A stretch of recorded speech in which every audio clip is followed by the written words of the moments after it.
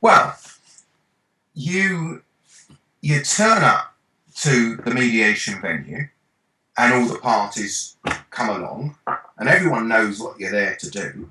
You're there to do a deal. But of course everyone has diametrically opposed views as to the strengths and weaknesses of their case and the case of their opponent. Either they actually believe it, or at least they espouse the diametrically opposed views to their opponents. So everyone has the same aim, to do a deal. They have very, very differing views as to the strengths of their case and also what an optimal agreement looks like.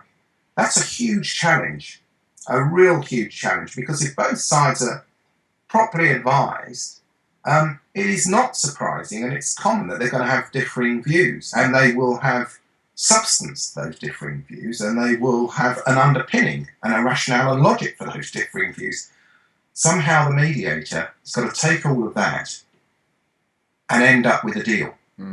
And so working out what you shouldn't really be spending time talking about is just as important as working out what you need to talk about. Okay. Actually. Yeah. It's thinking about, I've used the word, I suppose, intellectual challenge. I think it's an emotional challenge as well. I mean, being intellectual and logical and rational doesn't really get people into trouble.